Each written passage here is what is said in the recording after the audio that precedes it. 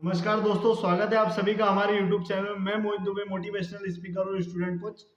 आज आपके सामने जमीन से आसमान तक की कहानी मैं आपके सामने रखने वाला हूं कि कैसे एक शख्स चंद पैसों से बुलंदियों को छू रहा है। और इसमें सबसे बड़ा योगदान संघर्ष और लगातार मेहनत और ईमानदारी की मेहनत का है, और कंटिन्यूअस एफर्ट जो देखने के लिए मिलता है। दोस्तों, कहानी आज जो मैं आपके सामने रखने वाला हूँ वो एक बहुत ही बड़े ग्रुप ओबेरॉय ग्रुप की कहानी है। और ओबेरॉय ग्रुप के कहानी से मैं आना चाहूँगा उनके मालिक के बारे में, जो है जिसने ओबेरॉय ग्रुप की स्थापना 1934 में की। तो शुरुआत होती है उनके नाम से। तो ओबेरॉय ग्रुप के जो पहले मालिक थे जिन्होंने इसकी स्थापना की ओबेरॉय ग्रुप की, ओबेरॉय ग्रुप होटलों का एक बहुत बड़ा ग्रुप है, आप सभी ने सुना होगा। और कई सारे होटल, लगभग 6 ऐसे बड़े बड़े देश हैं, मतलब जहां पर ओबेरॉय ग्रुप्स के होटल्स बने हुए हैं। तो शुरुआत कहाँ से हुई? तो शुरुआत आज के तत्कालीन परिस्थिति में पाकिस्तान में स्थित झेलम जो एक जगह पर है, वहां पर कई साल पहले, करीबन 100 साल से पहले की बात है ये। और जो है उनका जन्म हुआ और उनका नाम है मोहन सिंह ओबेरॉय। मोहन सिंह ओबेरॉय जी का जन्म हुआ, उसी दिन से समस्याओं ने जैसे उनके हाथ को पकड़ लिया। पहले दिन से जीवन में, जब से उनका जन्म हुआ, 6 महीने की उम्र थी। 6 महीने की उम्र में पिताजी का देहांत हो गया। 6 महीने की उम्र में पिताजी का देहांत होने के बाद पूरी जिम्मेदारी माताजी के हाथ में। माताजी ने कैसे कैसे पाल पोस कर अपनी परिवार को बड़ा किया। उसके बाद जो है वहां से जो उनके गांव का सरकारी विद्यालय था वहां पर उन्होंने पढ़ना शुरू किया। पैसे की बड़ी तंगी थी, तो जैसे तैसे अपनी पढ़ाई पूरी की। पढ़ाई पूरी करने के बाद आगे बढ़े, और आगे बढ़ने के बाद उन्होंने जाकर जो है अपनी आगे की पढ़ाई शुरू की जो है, और वो भी सरकारी स्कूल में उन्होंने पढ़ाई की। पढ़ाई पूरी हुई, और पढ़ाई पूरी होने के बाद दोस्तों एक युवा को सबसे पहले क्या चाहिए? तो वो है रोजगार। तो रोजगार की तलाश में निकल गए, दर दर की ठोकरें खाई, यहाँ वहां भटका, लेकिन रोजगार का कोई नामो निशान नहीं दिख रहा था। रोजगार का नामो निशान नहीं था। चीजें आगे बढ़ रही थी, पढ़े लिखे थे लेकिन रोजगार नहीं। तो चीजें समझ में आई कि सिर्फ पढ़ने लिखने से ही आपको नौकरी नहीं मिल जाएगी, केवल पढ़ने की योग्यता काफी नहीं है नौकरी पाने के लिए। तो उसके बाद कई दिनों के बाद उनके मित्र ने उनको सलाह दी कि भाई आप अमृतसर चले जाओ। अमृतसर में कोई टाइपिंग का कोर्स था, उसको ज्वाइन कर लो। तो टाइपिंग के कोर्स में पहुंचे, तो जैसे उन्होंने शुरू किया तो उनके समझ में आ गया कि अब इसमें कोई बहुत बड़ा स्कोप दिख नहीं रहा है। तो बीच में उन्होंने टाइपिंग का कोर्स छोड़ दिया, क्योंकि रहने का, खाने का, सबका खर्चा उनका जा रहा था। इससे बढ़िया वो अपने गांव में सही थे, कम से कम वहां पर रहने का और खाने का तो पैसा जो है बच रहा था। तो वहां से, अमृतसर से वो छोड़कर जो है बाहर निकल आए। फिर धीरे धीरे वहां पर इधर उधर करते करते, अब किस्मत इतनी बुरी थी कि एक नौकरी गलती से उनको मिली। जब वो गांव वापस आए तो जूते के कारखाने में नौकरी मिली, लेकिन कुछ दिन काम करने के बाद जूते का कारखाना भी बंद हो गया। अब फिर से बेरोजगार, वापस अपने घर पर वापस आ गए। गांव वालों का दबाव, परिवार का दबाव, शादी हो गई। शादी कहाँ हुई? कलकत्ता में हुई। कलकत्ता की एक लड़की से शादी हो गई। और मोहन जी मजाक मजाक में कहते हैं कि शादी जब हुई तो पता नहीं ससुर ने क्या देखा और शादी कर दी। लगता है उनको मेरा व्यक्तित्व तो बड़ा पसंद आया, क्योंकि मोहन सिंह जी जो है बड़े मजाकिया किस्म के इंसान थे।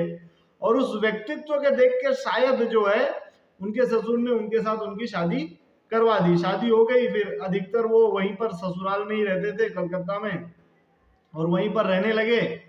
रहते फिर एक समय के बाद, रोजगार की दिक्कत तभी भी थी, इधर उधर कैसे करके चलते थे। समय के बाद जब वो गांव आए तो उस जमाने में जो है प्लेग की बीमारी फैली हुई थी। जैसे कोरोना की बीमारी थी, वैसे ही प्लेग की बीमारी थी। गांव के गांव साफ होते जा रहे थे।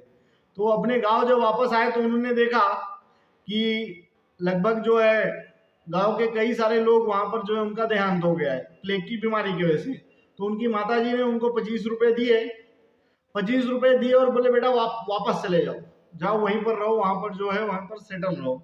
वहां पर वापस आ गए। अब अंदर एक बेचैनी थी कि मतलब नौकरी चाहिए, कुछ अच्छा नौकरी चाहिए, कुछ अच्छा कारोबार हो या कुछ भी हो, मतलब जिससे रोजगार हो, दो पैसे आए। तो एक दिन उनकी निगाह जो है सरकारी नौकरी पर पड़ी। अखबार में एक इश्तिहार था, शिमला में एक सरकारी नौकरी है, वहां से निकल के उसकी परीक्षा देने के लिए। उस समय शिमला एक केंद्र हुआ करता था, क्योंकि अंग्रेजों का राज था और जितने भी ब्रिटिश के जो बड़े बड़े अफसर हुआ करते थे वो वही शिमला में रहते थे, क्योंकि सुहाना मौसम था। और ये ऊंची ऊंची इमारतें तभी के जमाने से ही वहां पर देखने के लिए मिलती थी। ये तो मतलब अंधेरे में तीर चलाने वाली बात थी, क्योंकि उनको कुछ आता जाता था नहीं उस विषय में, जो नौकरी थी इनके लिए सरकारी वाली। लेकिन फिर भी पहुंच गए, कोशिश की। फिर घूमते घूमते पूरा उन्होंने देखा, बड़ी बड़ी ऊंची ऊंची इमारतें शिमला में जो है देखने को मिली। तो एक इमारत में घुसे और वो इमारत जो है होटल थी, और होटल का नाम था शिशिल। तो उस होटल में घुसने के बाद, अब वो खाना खाने होटल में नहीं गए थे, क्योंकि पैसा ही नहीं है जेब में पैसा नहीं है, तो होटल में खाना कैसे खाएंगे। तो होटल में गए किस लिए थे, ताकि कहीं रोजगार मिल जाए, कहीं नौकरी मिल जाए। तो गए, उन्होंने मैनेजर से बात की। मैनेजर भी वैसे अच्छे किस्म के इंसान थे और ब्रिटिश मैनेजर थे, तो उन्होंने उसी हिसाब से उनसे बात की और उनको पसंद आ गई ये, और इनको नौकरी पर रख लिया। तो नौकरी कौन सी थी? क्लर्क की नौकरी। सबसे पहली नौकरी यहाँ से शुरू हुई और पगार उस जमाने में इनकी 40 रुपए थी। दोस्तों 40 रुपए की नौकरी इन्होंने शुरू की। कुछ समय जब ये मेहनत से काम करने लगे तो 50 रुपए, मतलब 10 रुपए इनके और बढ़ा दिए गए मैनेजर के द्वारा, और 50 रुपए की इनकी जो है नौकरी हो गई। उसके बाद इन्होंने दरख्वास्त किया होटल मैनेजमेंट से कि भाई हमको रहने के लिए एक आवास दे दो। फिर अपनी बीवी के साथ वहां पर रहने लगे। मेहनत कंटिन्यू जारी है, ईमानदारी से काम करते रह गए। कुछ समय बाद मैनेजमेंट में बदलाव हुआ, इनका प्रमोशन हुआ और कैशियर बन गए। कैशियर का काम इतनी ईमानदारी, इतनी शिद्दत से किया कि पूरे होटल में इनका नाम था। सब जितने भी ब्रिटिश के बड़े बड़े ऑफिसर आते थे सब इनको जानते थे। और एक दिन वो वक्त आया कि भाई मैनेजर साहब इनके पास आए और बोले हम आपको एक नई जिम्मेदारी देने वाले हैं।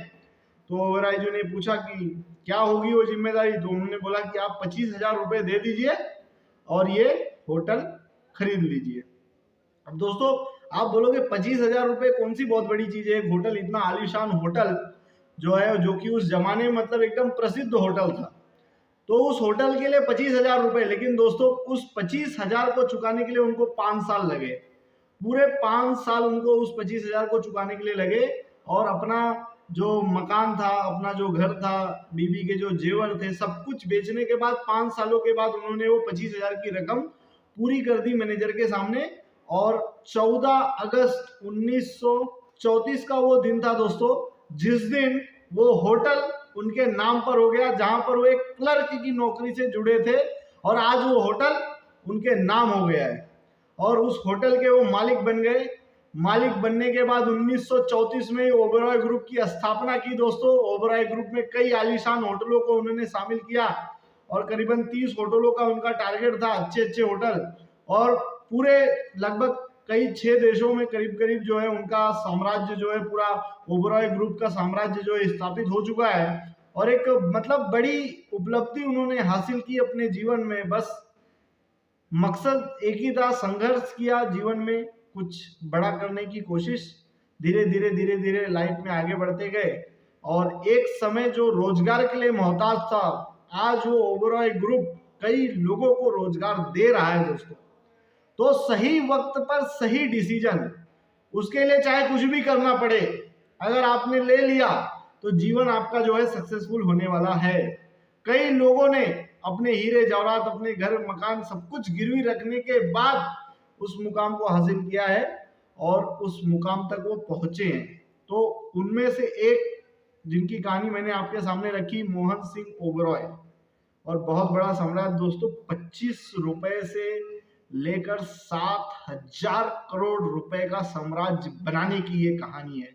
और आज ओबेरॉय ग्रुप होटलों के ग्रुप में एक मशहूर ग्रुप के नाम से जो है जाना जाता है दोस्तों। तो ये कहानी थी मोहन सिंह ओबेरॉय की। कहानी अगर पसंद आई हो, कहानी से आपको कुछ सीखने के लिए मिला हो, तो हमारे YouTube चैनल को लाइक और सब्सक्राइब जरूर करें। और कभी हिम्मत ना हारे, लगे रहें। और लगे रहेंगे तो कुछ ना कुछ जीवन में आप अचीव जरूर करेंगे। स्ट्रगल करिए, संघर्ष ही जीवन है। नहीं तो कई लोग आपको ऐसे मिलेंगे, खेल कूद के जीवन को बिता दो, क्या करना है।